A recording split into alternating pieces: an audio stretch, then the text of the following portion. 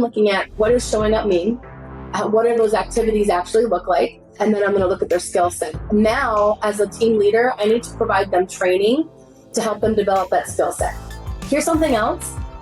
Sometimes, as team leaders, we attract people into our world that meet the level of our self-worth or meet the level of what we believe about ourselves.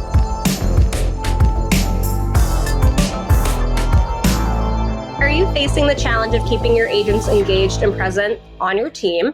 Join me, Lauren Holland, as I sit down with the inspirational Mie Yamashita to unlock the secrets of cultivating a motivated, high-performing team that consistently shows up.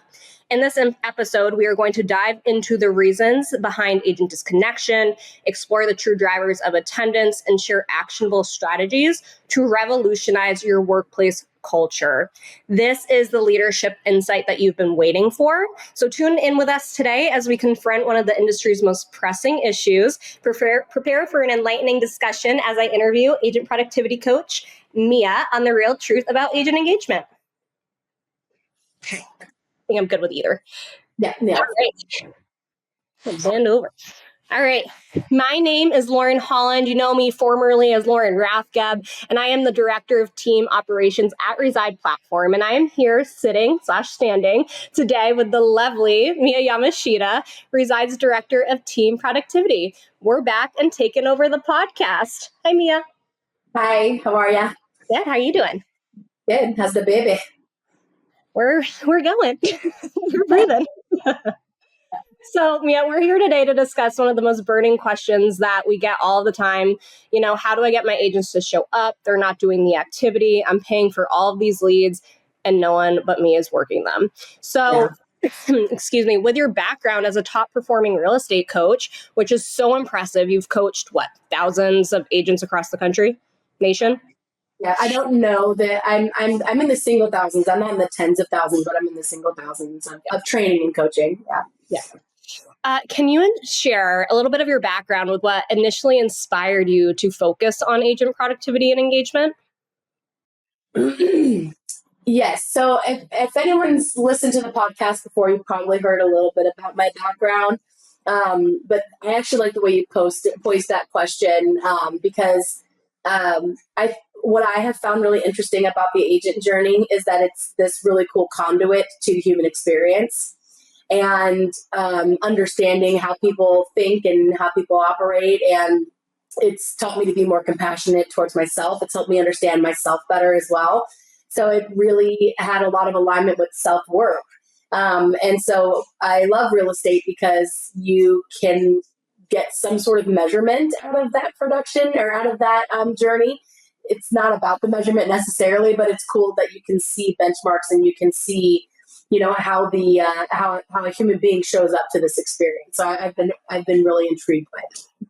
I love talking with Mie because she puts things so eloquently and really makes you think. So I can agree with you. Business is a conduit for personal growth. That's what I'm hearing. And really with what you do, you've gotten so good at tracking metrics and having KPIs, if you will. Maybe we don't call them that, but we're going to get into how we measure the results and get agents to show up. So let's start with, in your experience, what are the most significant barriers that prevents an agent from fully engaging in their role? So that's a loaded question, and it's a really good one. So John, I think, summarizes it really well. It usually comes down to fear and overwhelm. And I think that there are some other factors too that we need to consider. You know me, I'm always going to go to the mirror and look at the leadership lid first. I'm going to look at myself in the mirror as a leader and say, where do I contribute to that? You know, are my standards actually communicated well? Are they consistently in front of the people that I lead? Do my systems actually support the standards that I have? Like, can people actually show up to the standard? So like, if I'm like, you need to track your numbers, do they have a place to do that? Do they have a system to track? Like, can I actually support the standard that I'm asking them to live by? And so if I can check the yes boxes on all of that, then I'll look at an agent and say, okay, what is the thing getting in the way? Oftentimes, agent, or as leaders, we think like the agent must not want it enough. And I'm just a firm believer that that's not true. I mean, I'm not saying it never happens, but it's just unlikely that someone goes through everything that they go through to become an agent who is going to be 100% commission. And most of them were employees before. And so they were, even if it wasn't the money they wanted to make, they had some version of stability. And it's a huge leap to walk away from that and to step into something like this, which is completely unknown. And so that to me really aligns with the fear and overwhelm concept. And I think that that can be deeply layered, but if we were to like generalize it, it's fear and overwhelm. Mm-hmm. So what I hear you say is, how do I show up as a leader? Do I have the systems to properly prepare someone to succeed?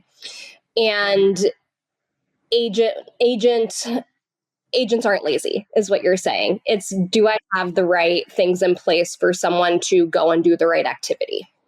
Right. And I'm not saying that people can't do better, right? Because that's sometimes where we can get hung up. I really do believe that everyone is showing up the best they can at any given moment. I don't think that laziness is a real thing. I don't think it has anything to do with laziness. If someone is not doing something, something is in the way of them wanting to do it. And I can relate to that more so than ever, I think, with this journey of pregnancy, because I think I shared on a Facebook post, I am so used to just like overachieving, proving and performing, if you will, whatever has been rooted in me from childhood. So we won't get into that. But having to slow down to speed up, people do go through things in their life. It doesn't mean they don't want it. They're just faced with some sort of challenge. So maybe coming from curiosity and an approach of like, how do I support you in this journey? Remembering it might just be a season for some agents too. And so a couple of things leading into the next question is, you discuss in a lot of your training programs the psychological aspects of agent disconnection, such as the fear of rejection. And I hear you say a lot, every no is a yes with those repetitions. Can you go into a little bit about that practice? Yeah. So actually, we have another Rise starting today, which Rise is our Reside intensive sales experience. It's our 6-week training that we do with all of our agents inside of Reside, and we have like a launch every 2 weeks. We have a launch today where day one we talk about that fear of rejection and the psychology on the fear of rejection, with a disclaimer here that I'm not a therapist or a psychologist. Okay, this is just coming from my own collection of data and doing my own personal work. Although I do think it's pertinent to the agent journey. So when we experience rejection, when we experience discomfort, or we step into a space of challenge, very often our parasympathetic nervous system is deployed, it's engaged, and we step into a flight, fight, freeze, or fawn response, which is, can be avoidance, can be frustration, picking an argument, can be just total free state paralysis, can start to be like people pleasing. So fawning is people pleasing. So an example of that is, hey, how did your lead generation go today? Oh, I didn't do my lead generation, but you'd be so proud of me. I'm at inbox 0. Or, hey, you'd be so proud I ended up getting XYZ done. So fawning is like, you're not acknowledging what needed to be done. So I had this rule when people report, and like when we're doing like person-to-person reporting, or like peer public reporting, no stories. So if I'm asking you how many MET consultations that you have, you can only give me the number. You can't say, oh, but I'm going to have one today, or, but I'm going to ... or I didn't get MET consults, but I did get an appointment. And so we have a hard and fast rule that there are no stories when we're reporting, so that we don't step into that habit of trying to appease ourselves for the work that we just have to accept things as they are. It was a 0. Great. Let the sting of the 0 resonate a little bit. Let it marinate in the background so that you don't continually show up with that same behavior over and over again. So when that parasympathetic nervous system response gets deployed, what we work on in our class is teaching them how to take action despite it getting engaged. So it's less about trying to control our physiology in terms of like, this is a natural system that it just deploys based on, variables that show up in our life every day, which some people have already established a tolerance for rejection. So when they get the no, it's like, it's nothing to them. Some people have programming that supports that. Most people don't. Most people don't. And I'm going to do like a really quick side quest here. The people that do have a tolerance for it are usually the people who are frustrated by the people that don't have a tolerance for it. And where I see that dynamic show up the most is team leader agents. High performer, not as high of a performer. And I say this a lot, like your agents aren't you, they never will be you. You're going to have a few that just like go hard in the paint that are super high achievers, but the majority of them, you're going to be pulling them a little bit. You're going to be pushing them a little bit. You're going to be challenging them to step outside of their comfort zone, and they won't be as driven. It doesn't mean that they're below average performers necessarily. It just means that they have a different programming. They're running a different race. So when you get into that fear of rejection phase, and an agent is avoiding the activities that would cause them to feel that feeling, we get them into action, and really small, consistent action. So, hey, all you got to do is make one call. What can I follow that action up with? And we're just trying to reprogram their response to that parasympathetic nervous system being engaged. And what ends up happening is they develop a new programming or a higher tolerance to the rejection. And their habit then becomes, even though I feel this way, I can acknowledge that that's showing up, but I can keep going. I can trust myself to keep showing up. So good. All right. Well, that was it. Just kidding. So having people do the next right thing is what you're saying. Getting them to show up, because there is a lot of, right now we are focused really on maybe in-office people, but as I was going through this in my mind today, there's a lot of remote and hybrid options still for real estate offices. So if you're tuning in and you might not have an office right now, but that's your plan and you're really working just remotely, you might have agents come into a coffee shop or whatnot. When we say show up, have them show up to the Zoom call. Just have them show up in person, be present with you, and make that one phone call. That one phone call turns into two. So we used to do that when I had a productivity coaching program. That's how I got started in coaching. And, we had 5 people when it started. We built it to over 180 people in under a year. And we were between 2 states. We were in North Carolina and South Carolina. And we had 8 different locations from Myrtle Beach all the way up to Jacksonville, North Carolina, between business centers and market centers. And so we were completely virtual because the program launched in the birth of COVID. And so I love agents being in office. I'm a big fan of being in office myself. I think that energy is irreplaceable. And I had 60 people, 50, 60 people every morning on a call for 30 minutes with me, Monday through Thursday. God, I don't remember. Several days a week. From all over 2 states where we were able to cultivate energy. We lead generated together. Everyone would go on mute. We'd support each other in the chat. We'd do questions in the chat. But you can absolutely create community and culture virtually. You just have to have a good system and some good standards around that activity. Perfect. And we're going to go into systems and standards because I know you have amazing accountability and a high return on attendance with your classes. We'll get to that. I really want to know from you, can you share a success story from coaching where an agent overcame maybe disengagement and transformed their performance? So I actually want to go back to my productivity coaching program, which I think out of all the things that I've done in my career, that's still one of my proudest moments. Is that productivity coaching program. Most of the agents had left it. There were 25, before the turnover of the previous coach to me. There were 5 left at the end of that. And I basically had to re-recruit the whole program and then grow it. And I called, every viable candidate for that program initially. There were 3 agents specifically, and if they're listening, they would totally get a chuckle out of this, that they were getting ready not only to leave the program, or they didn't want to join the program, they were getting ready to leave the brokerage. And they were upset because their experience, they were in a location that was getting started and they didn't have a lot of support yet. And so they were disappointed by the quote unquote value that they were getting. And I walked into that having to be the one to say like, hey, I'm sorry. And I'm like, I didn't do anything. So I was like, I'm done with these people. I don't want to do anything. And Amanda, my team leader, was like, no, like we really don't want to lose them. Like, let's offer them whatever we need to offer them. I get on the call with them. They don't love me either. Okay, we're not like tight. They two of them had been licensed for like a year and sold maybe one home between the two of them. And so not only were they struggling with not just the engagement part, but like the production part.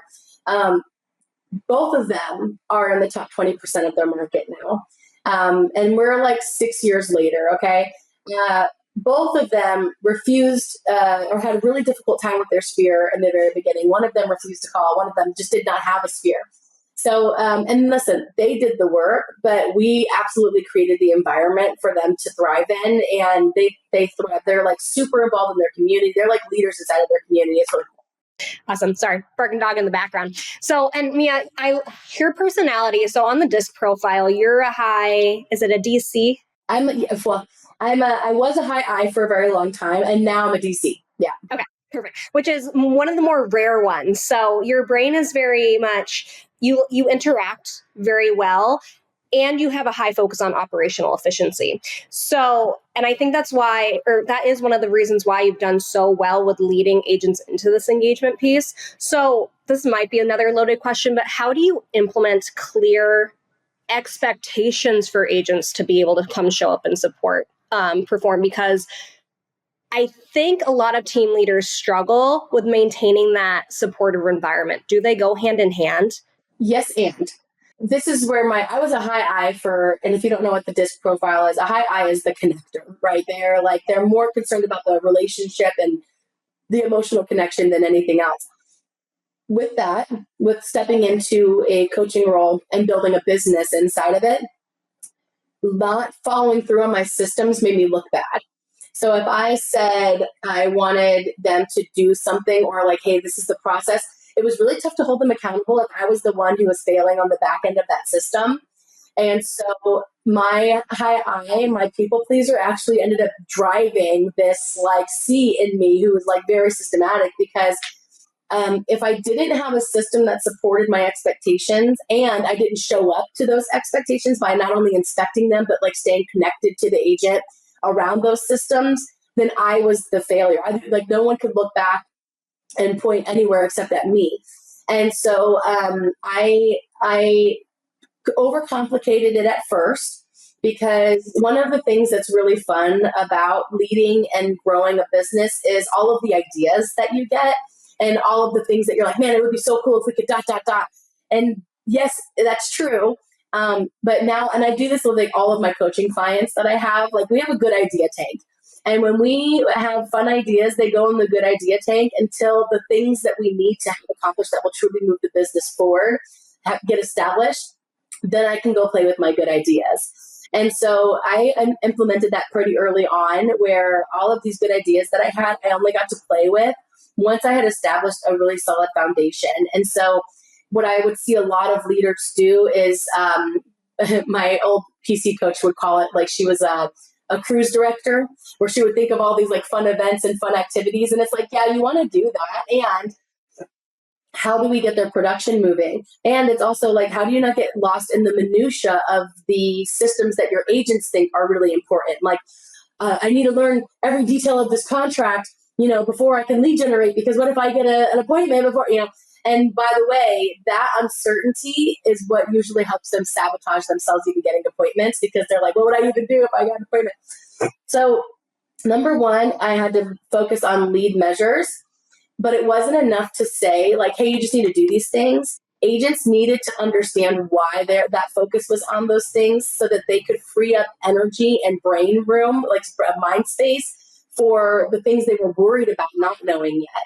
And so there was a lot of conditioning that has to happen. And I do this in Rise too. Like, day one is orientation. So we go through the logistics of everything, but then I explain to them, like, here's what your brain is doing in the background. Here's what's going to show up for you. And so once I understood what the process looked like, what the agent journey looked like, I could start preparing them for the thoughts and emotions that were going to show up along the way. And then I had to develop trust, which means that I had to be credible. So this is how my brain works. Like, I know I'm not confusing anyone.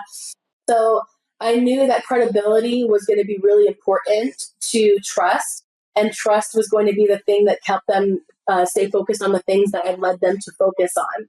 So if I said, hey, you need to ... I needed to be able to show up to that expectation and stay in front of them with it enough for them to know that it was important to me.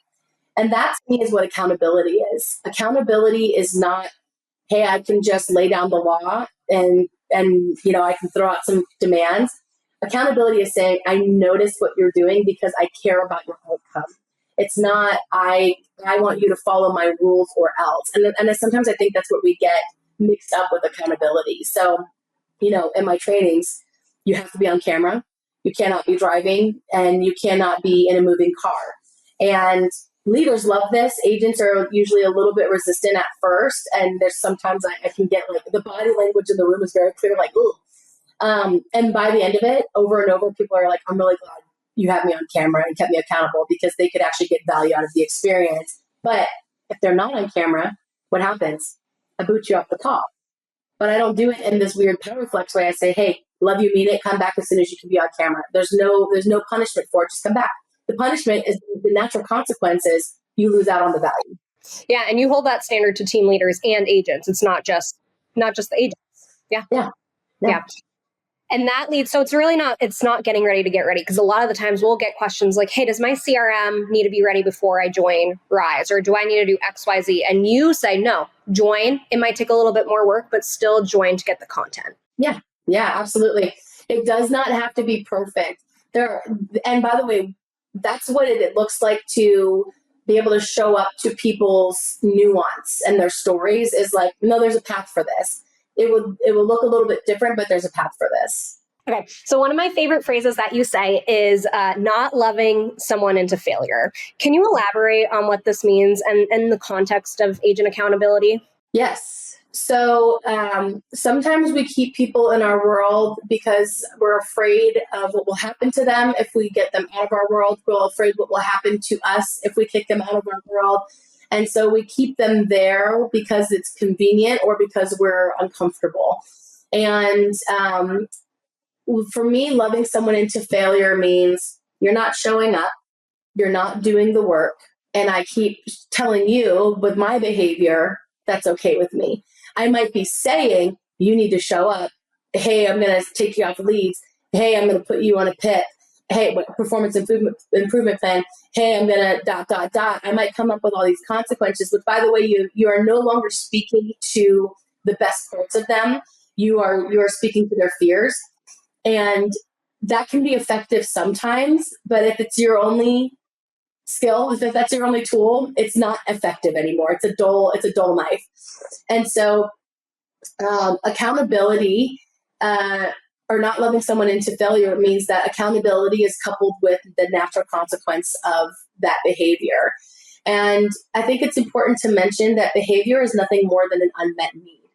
And so if someone is doing something and it's not favorable to their desired outcome, there's something they don't know how to meet inside of themselves. And I'm not saying any team leader has to have a solution to this because that's self-work, but there's something that they're not knowing how to give themselves that is projecting outwardly, okay? And so even as team leaders, we do this. When we keep people like in our world and we try to solve all of their problems, I'm always like, you need to look at yourself because you might be projecting your issues on other people and trying to do your work through them, which is a rabbit hole we won't be able to get to go down today. So loving someone into failure is saying, I'm okay with the behavior that you're showing me, and I'm not going to hold a boundary around it. And when we don't hold boundaries, not only do we love that person into failure, but we obliterate the respect that they could have for us. Will not truly respect us. They might say they respect us, but if I know what I can get away with, it's not because I'm a deceitful person. We are hardwired not only for connection, but also self-preservation. Okay, so when someone is lying or not showing up or avoiding, there's something that they are trying to make themselves feel safe about.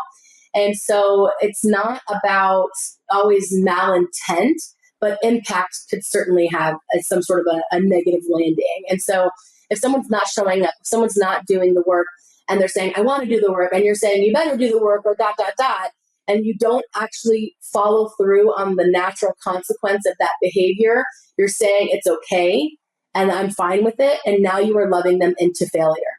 So if you're not showing up, and you say you need to show up, and you say you're going to show up, I'm going to make first a generous assumption. Is it okay if we go down this road? Heck yeah. Keep going. A generous assumption. Is everything okay? That's always my first message when someone doesn't show up. Is everything okay? I noticed you were on the call. Is everything okay? I noticed you didn't come to dot, dot, dot, whatever the expectation was. Is everything okay? I noticed you didn't enter your numbers. Okay, I'm just going to make a generous assumption first and foremost. That's one super key important piece of building trust with someone, is making a generous assumption about them. Is everything okay? Yeah, excuse, dot, dot, dot, reason. Whatever they say, okay? I'm not going to take that as an opportunity to lecture them. I'm going to set the expectation right there. I'm going to hold the boundary. So it'll sound like this. Hey, I noticed you were on the call today for the team meeting. Is everything okay? Oh yeah, we just had a crazy morning and life. Totally can appreciate that. I can't wait to see you tomorrow. I know you'll be there. I trust you'll show up. Let's say they don't show up the second day after, they said they were going to. Yeah, I'll be there tomorrow for sure. They don't show up. Hey, I missed you again today. What's going on? Okay, I'm going to come from curiosity. Again, I'm making a generous assumption. Hey, I noticed you weren't there today. What's going on?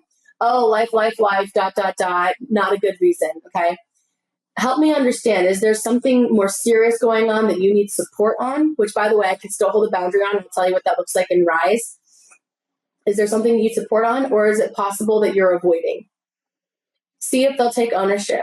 If they say, oh, I just got something with life going on, I'm going to set a conversation up with them. I'm going to see if we can dig deeper. I'm going to determine if it's something that I can support, or if this is a step up conversation. So like in Rise, we have people that get sick all the time, but you cannot be off camera in class. We offer you the recording. There are ways you can get back to the value, but you cannot be in that class and be off camera, because it devalues the experience of everybody else on the call. So if someone says, I'm really sick, hey, I'm thinking about you, hate that you're sick, I'll send you the recording, I want you to watch it, get a role play scheduled, let me know when you've role played, and then just come back when you're feeling well, keep me posted.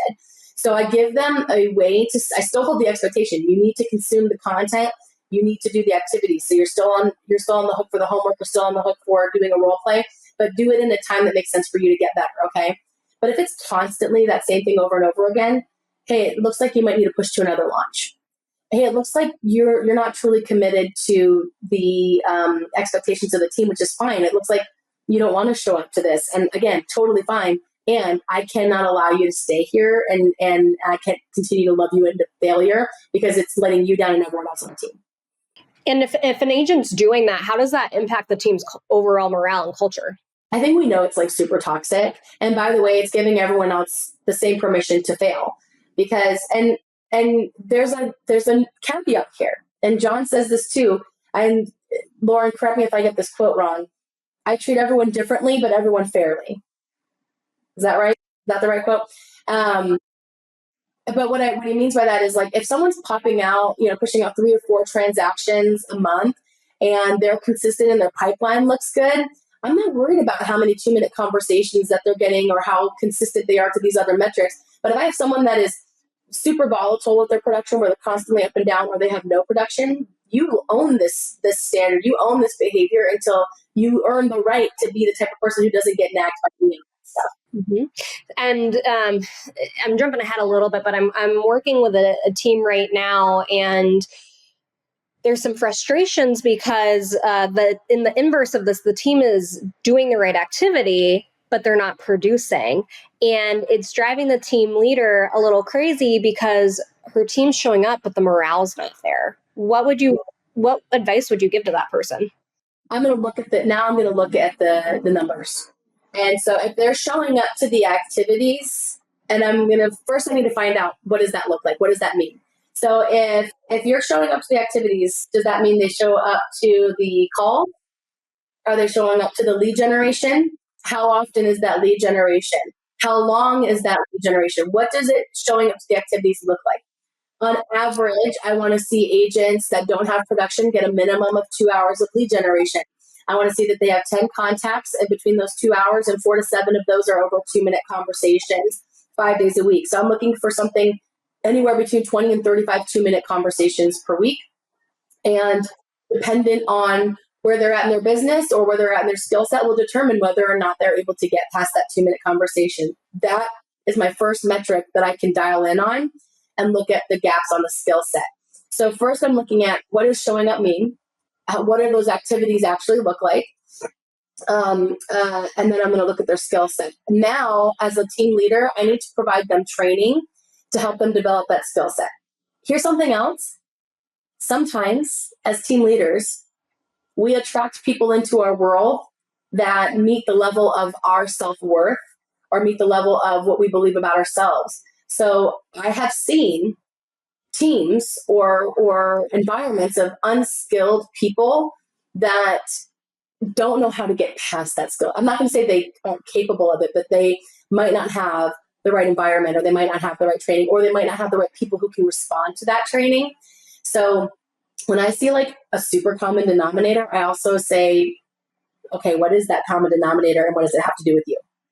And so sometimes I see people avoid recruiting certain people that they feel like, because they don't feel worthy of leading those people, or they don't feel worthy of, I don't have the value, or I don't have the skills. And so, you got to level yourself up as a leader too, to be able to provide that or leverage it. Yep. And Sunit always says your picker is broken, because a lot of the time we see people saying, oh, that person's going to make it, or that person's not going to make it. And I think that in this line, can we actually tell who's going to make it or not? Never, ever. It'll be confirmation bias that gets you there. Truly, it'll be confirmation bias. And with working with thousands of agents, I've seen every type of person come through this industry. And I've seen people that I've counted people. It was a huge lesson for me when I first started. There were some people I counted out, and that lesson, and it never left me. I never count anybody out, but I don't automatically count anybody in either. And we'll see how they show up, because someone that's got the gift of gab, that's a good talker, it doesn't mean that they can be consistent and sustainable. Yep, they can look great on paper, and then they're a great interview, and then they show up and they just don't do the work. All right, so we've talked a lot about what does it look like for an agent to show up? What are the activities? How do we measure that success? I want to go into managing leads and expectations. So when we're talking value, agents more or less want to know what kind of lead opportunities that teams provide. So I work with tons of admins across the country, lots of team leaders, and they express concerns about managing leads effectively. So how can leaders balance the need to assign leads while still fostering that accountability amongst agents? So just real quick, I don't think leads are true value of a team. And that might be a hot take, and people may disagree with me. I think it's something you need to have as a team because of the perception of the value. But I know several teams that don't offer leads at all. They kill it with sphere of influence, and they do 500-600 units a year.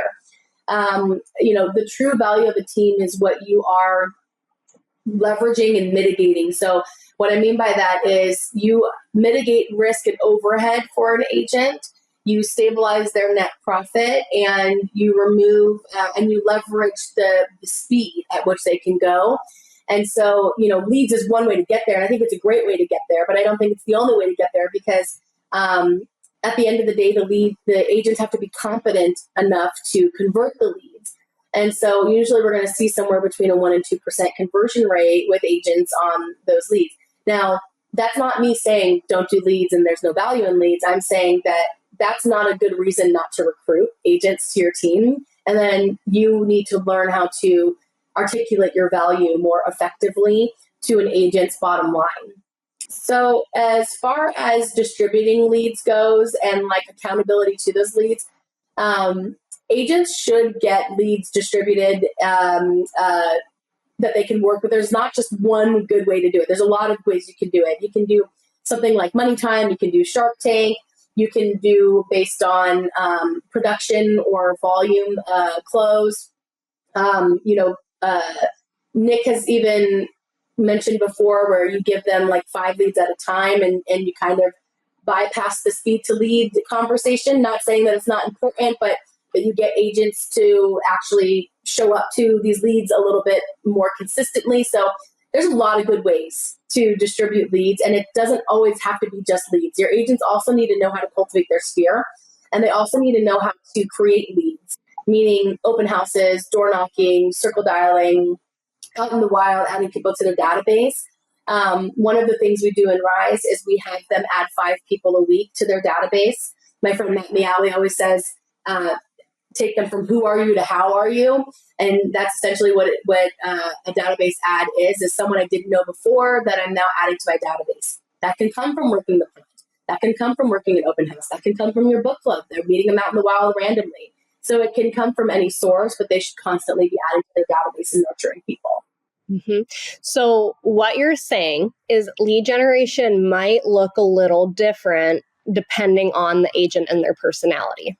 Okay, so showing up, I don't even know. Can we really define it? Is there an avatar necessarily? I mean, we're talking about we provide the standards, we provide the systems, and then allow the agents to own their role and take and run with it.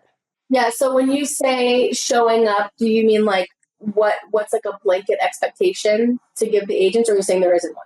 Yeah, so I guess that's the question, right? It's we always hear this burning desire of like, how do I get my agents to show up? They're being lazy. They're not doing what they should be doing. And we uncovered that in the first piece of we can't want it more than they want it. So coming from curiosity, checking in on them.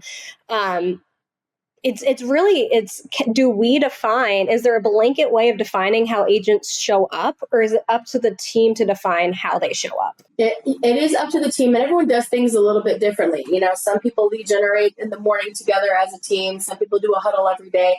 I'm a big fan of the 10 to 15 minute stand-up huddle, which you could easily just do on the phone. Or if you have a culture where everyone shows up to the office, everyone's there by a certain time, and we do the huddle. I think that there has to be room for flexibility in the world that we live in now. Like, it's very different than what it used to look like, where everyone would go into the office. And if your culture supports it, run with that. But if you work an expansive market and you're in multiple locations, you need to have systems that support that. All of your agents can show up. And so showing up can look a little bit different. To me, showing up isn't just morning huddles. It's not just team meetings, it's team events, client events, expectations, showing up to entering your number, showing up to the lead generation. So showing up isn't just events where everyone gets together. Showing up is like, do you show up to the expectations?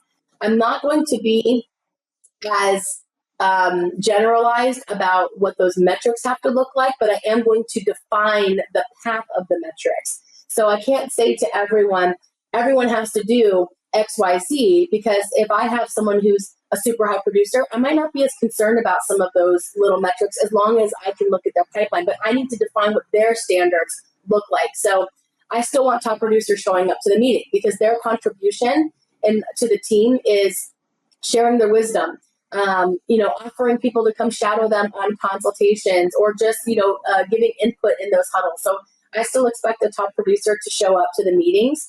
I still expect a top producer to lead generate, but I'm going to define what that looks like. So, hey, I might not get too worked up about 2-minute conversations, but all of your conversations need to be in the CRM. Now, I hear this all the time. I've got a top producer, they're just too busy. I've seen it over and over. Leverage them. Talk to text and send it to a VA, totally fine. My standard can't change, but I can absolutely find a way to support that top producer. Yep. That was exactly where I wanted to go next. And I want to give a shameless plug to the admin that are listening to this. And when I say admin, operations, who are the backbone of the team, you show up as well. It's how you show up and bring the energy to your team. We all have days, right? We all maybe be driving in traffic and someone cuts us off and it really just ticks us off. And then that puts us in a tailspin. How do you always get yourself back to that place of, okay, that happened, control what you can control, right? So admin, when you're saying, okay, how do I get my agents to be more engaged? How do I get them into production? Mie, do you agree? Start with the CRM, go look at the activities and see who's making the calls and who's not. Yep. And I also am a big fan of admin tracking attendance as well, and being able to go back to that attendance. I generally fall with the 80-20 rule here. So if they're showing up 80% of the time, that's good to me. I want to define what that 20% can look like. So I call it the vacation days, sick days, personal days, and having a day days. We're entitled to those. So I always budget 48 weeks a year. And so like 4 weeks out of the year or a week out of the quarter, like I'm not really worried about how they show up necessarily. I just ask for communication. So the expectation is let me know what's going on. And then also there is a metric here. So yes, life can show up, but this is what your budget for that looks like. And so I like it when admins track that so that I can actually hold that metric to accountability because I can't use it feels like you haven't been around a lot and I can't use like sweeping generalizations and say things like you always or you never because that will also not be true. And so I having even that system of how do I track my expectations, I look at that at attendance too. Yep. Always tie it back to a number. When you have a conversation and the numbers are there, it doesn't bring as much emotion. And admin that are listening, you are the leverage. So when Mia's bringing up different types of lead gen to getting agents more engaged, if you're doing some kind of call night where you guys have certain hours, maybe in the afternoon that all the agents are being present with each other, do they have a tracker sheet in front of them? Is their call list, are their call lists ready? If you're putting together a team event, the agents should be calling. Are you providing those lists of past clients or community members that they should be calling? You are preparing them and getting them ready to then go get ready and make those calls. You know, if an agent's not doing something, you can't get frustrated with them, again, if the system isn't there and you're not there to support them. So there are plenty of ways to make sure they have door knocking lists, circle prospecting lists, expireds lists. You are the ones that should pull them and then not get frustrated, in my opinion, hot take maybe, when the agents aren't showing up and doing what they should be doing, because were they prepared and supported to be doing that? And that can also look like, did you give them the instructions and did you follow up on the action? So like if the agents are in charge of pulling their own past client list or pulling their own circle prospecting list and do they know how to do it? And then if I'm going to set that expectation, did I check in and make sure that they did it? And if they didn't, did I say what support do you need? So like maybe your admin doesn't give that type of leverage, which I love it when they do because it just anything I can do to remove a barrier from an agent keeps them selling. If an admin doesn't have the bandwidth to maybe do all those things and the agents have the competency and the time, then I can implement systems to make sure that those things are accomplished. I can't say I told you once and then wipe my hands of it because that's poor leadership. Yeah. And I was having a conversation yesterday and someone said, my biggest pet peeve is repeating myself. We're in the business of constant repetition and repeating. That's why we show up to these podcasts. That's why we show up to these rep webinars. It's not recreating the wheel or this fancy thing, new shiny object. It's getting back to the basics and hearing it again and allowing it to be applied and taking action on that. Well, and just as the agent is developing a tolerance for the way they show up to the things that are hard, as a leader, you also have to develop a tolerance for things that you find difficult, which will be repeating yourself, which will be showing up to something over and over and over again that does not inspire you or excite you or stimulate you. You know, it's that you have to develop a tolerance for some of those things that are absolutely a part of leadership. So good. So we'll end it with that. Mie, do you have any final shots, anything else that you'd like to share before we end today's podcast? AFR, keep freaking recruiting. Yes, you have to pour into your agents as a leader and you have to connect with your agents. But I don't want you walking away from this podcast saying, Mie said I needed to become, their mommy, mentor, best friend, parent. Like that is not what I'm saying. You have to have boundaries. You have to have standards. You have to have systems. And you do have to show up better as a leader. And you need to keep recruiting because people are going to leave you. People are going to evolve. People are going to grow. People are going to disappoint you. People are going to impress you. You can't control all of that. But if you truly want your business to grow and scale, you need to release the need for it to feel like a family. If you have the right standards, boundaries, and systems, that your culture will naturally do that for you. Your culture will create that quote unquote family feel, that community feel. There are people that are just going to be toxic. Get them out. They're poisoning everybody. And you just need to keep adding and adding and adding if you want to grow. And don't be worried about retention. There's nuance where you're going to dive into some retention issues. We can look at something, but mostly KFR. KFR, season, reason, lifetime. We'll leave you all with that. Thank you all for joining in and tuning in and listening with us. And thank you, Sunit, for letting us take over the podcast. We'll catch you next time.